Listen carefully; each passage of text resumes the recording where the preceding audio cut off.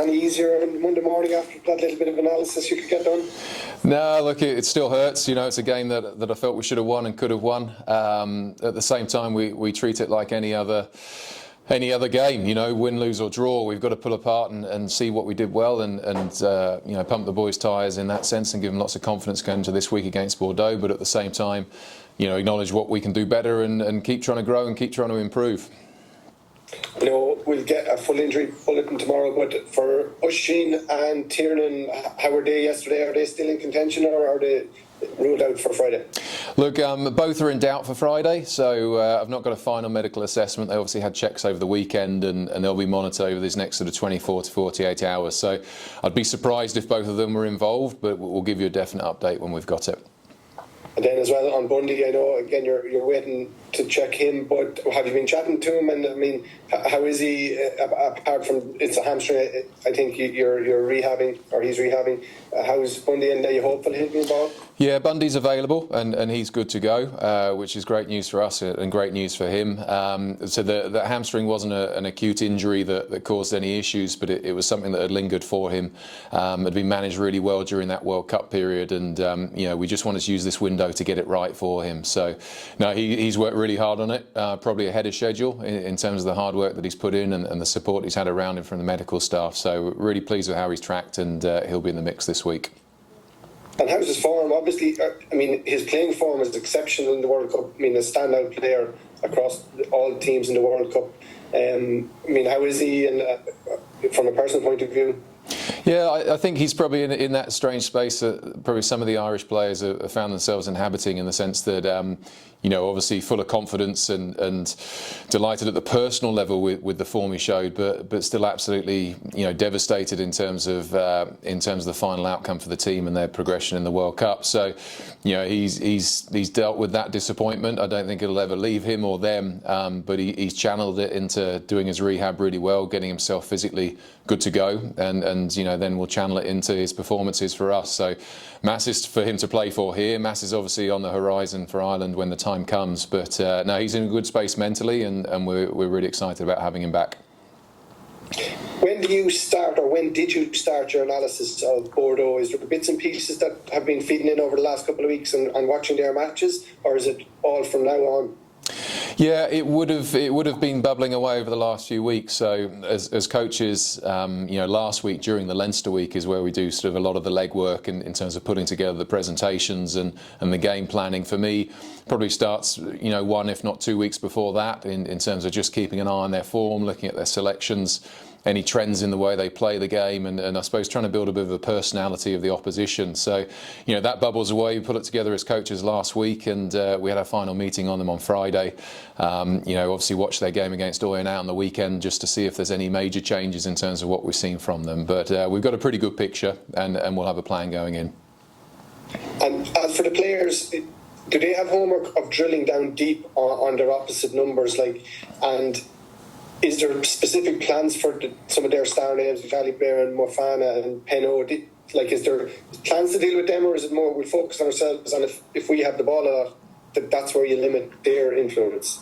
It's a great question. They certainly have some star names. I think that's part of the excitement, you know, for us and for the club and the supporters in terms of the opposition coming. You know, we can't wait to come up against them. It's a bit of a balance, to be honest. I think we can't be so naive as to go in and not do our due diligence on those strengths and maybe what makes some of those players tick, and also where some of the opportunities are around them as well. But at the same time, you want to make sure that you make the overall game plan and mindset as focused as possible on what we can control.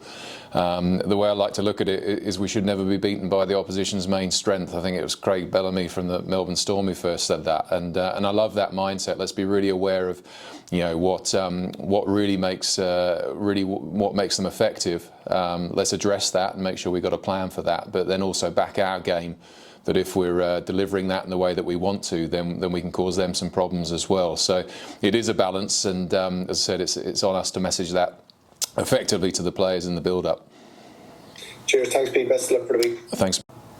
Are you concerned, Pete, that's 2 games this season that have been lost on the last play of the game, Edinburgh, and now this one?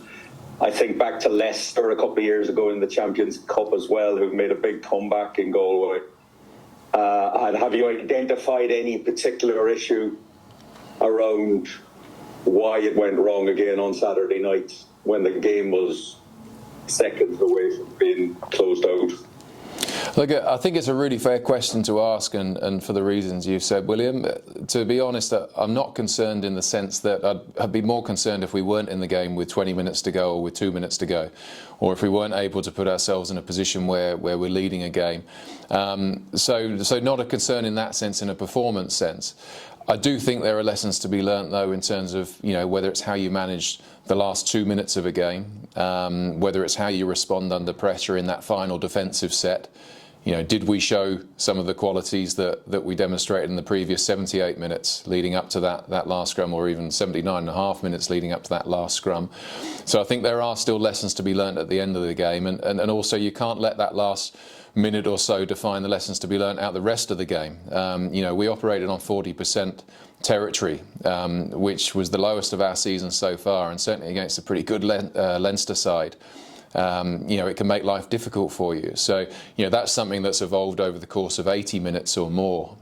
So, whilst the end of the game and seeing it out is crucial to analyse, I think we can't be blinded either to what might have put ourselves in a stronger position where we could have been leading by 5 points or 10 points or 12 points or whatever it might be. So, look, there's lessons at the end, but there's lessons throughout as well, and it's important we have that balance in how we look at it. The thing is, look, it came down maybe to that last line out was the start of the problems. It was only marginally crooked, but would a short throw and a possession phase been a more obvious thing to do than throw the ball up there and put more pressure maybe on the accuracy? Well, I'd love to have seen us win it. I suppose that's the bottom line, and there's already been healthy discussions over the weekend and this morning. With John Muldoon and the line-out callers and the forwards are meeting as we speak. So, there's a lot of analysis over that in terms of all of the line-outs. I think looking at that one in particular, there's a few things that go into it. There's the call in terms of where we're trying to win the ball. Even before that, there's how many players we elect to put into the line-out and what gives us the best possible chance of beating Leinster's defence there. And then there's obviously the execution around lift, jump and throw. So there's so much that goes into it, and that's not to, I suppose, use that as an excuse. It's just to, I suppose, reflect that in the analysis of those lost throws, there's not always a simple piece or a silver bullet. It's lots of different moving parts. So that was crucial, but it was also crucial the lineouts that we lost at the other end of the field in the attacking third, and the opportunities we didn't get back on that. I think we were averaging 1.9 points scored for each of our 10 entries into the Leinster 22. And, that's not enough to beat good teams. Now, there's lots of things that go into that. It's not purely a line-out point of view, but obviously we'll look at all of those elements that give us better platforms and a chance to convert points. How much has Santiago Cordero been involved in your discussions at Bordeaux? He's obviously come from UBB.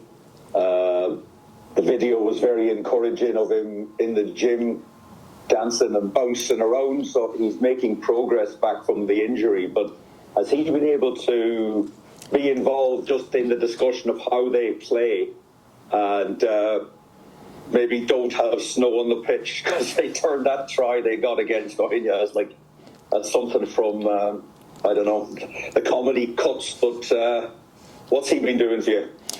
Santi's been heavily involved in our analysis building up to this, and in terms of the insights that he's been able to provide to us. We've had sort of more formal sit downs with him in terms of attack, defence, backs. The unit coaches actually discussing with him how Bordeaux have done things in the past, and I suppose the strengths and weaknesses of some of their players. And he's been very forthcoming. Approaching us in terms of little ideas and things he knows about what makes them tick. So he's been incredibly valuable. I think he's almost as excited as anyone about the fact that we were drawn against them and that we're playing against them. And I'm just devastated for him that he doesn't get a chance to be involved this time around with it. But no, we've picked his brains. He's offered us a lot. That doesn't win or lose you the game, but it certainly gives us a few angles and a few things to dig into in terms of the preparation. Thank you. Go well on Friday, and we'll talk again soon. Thanks, William. Cheers.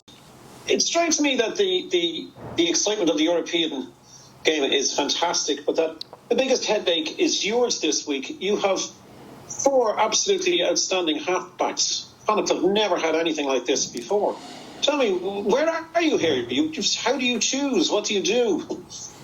Yeah, it's a good question. We're in a position, probably in a few positions around sort of the 9s, 10s, back row, hookers, where we've got some really exciting prospects there and guys that have delivered for us before. So it is tough. I think sometimes it's looking really logically and clinically at the type of game you want to play and trying to choose the combinations that you think can deliver that game plan. Sometimes it's just a bit of gut feel, and it's backing someone and then seeing how they perform, and then you're either rewarding that performance or giving the next guy a go. So look, I don't think there's a perfect way of doing it. I think it's one of the exciting things of being a head coach is you have to build those combinations, and hopefully, at the end of the day, you see who delivers for you. So look, I enjoy it, but I don't have a clean answer for how you found the right guy. I think that there's lots of different factors that go into that. Okay, so being a Rockwell College boy myself, I'm clearly watching the number 10 that was playing last week. JJ, he's big time, and he knows things about the game that 31-year-olds would kill for. What's your view on picking up JJ just based, on a free, if you like? He was I'm not quite sure how he got there from Dragons, but Stephen explained it to me. What's your view on JJ, what he's done, who he is? He's 6 foot, he's big, and he knows what the gain line is, and he's a great kicker. What's your view on him? First and foremost, just delighted to have JJ on board. I think he's brought an enormous amount to us, as you said, in terms of that experience. I think, similar to Jack Carty in terms of having the runs on the board and being able to see the game in different environments and the experience of different scenarios. His rugby intellect is incredibly high. I think he's got a confidence about him. We've known for many years the way he plays the game. He likes to take the ball to the line and create, and he's not afraid to take a tackle himself or take on a defender 1v1, as well as getting the rest of the team playing. His kicking game, as you mentioned, I just think he's a great addition for us. The important thing, and I've said this probably previously to people, but the important thing when we first discussed about him coming to Connacht was to see what that motivation was, and for him it was a strong motivation to keep developing and improving as a player, which you always want to hear, but it was also to contribute to a group and help a group that's growing and help a group that wants to win. So anyone you add to your group with that kind of mindset is going to be incredibly powerful. To have him and Jack available, bouncing ideas off each other, pushing each other in training, gives us a bit of flexibility, obviously in terms of who we pick to start, but also how we build benches for different games. It's incredibly valuable. So, lovely guy, delighted to have him, and I think so far he's delivered in terms of the opportunities he's had on the field. And could I just, last one from me, obviously, just get a quick word about, I think an awful lot of people who watch the game, not so much those in the ground maybe, not so much the Clan Terrace, but those watching on television, I have a feeling that Creedon Blade is a new name to them, but he was outstanding at the weekend. This has been some, I remember hearing him starting the season really well for you before, but this is Creedon's best start by a long, long way, isn't it? Look, I think he's in great form, and obviously, Caelan captaining us a couple of times, in Jack's absence, that brings the responsibility that comes with that. But look, he's always had that ability to beat defenders. He's got electric footwork. He's always a menace around the fringes of rucks, and when we get some counter attack to play off as well. So he's always had that in his game. I think what you're seeing now is a consistency around his passing game, around his decision making.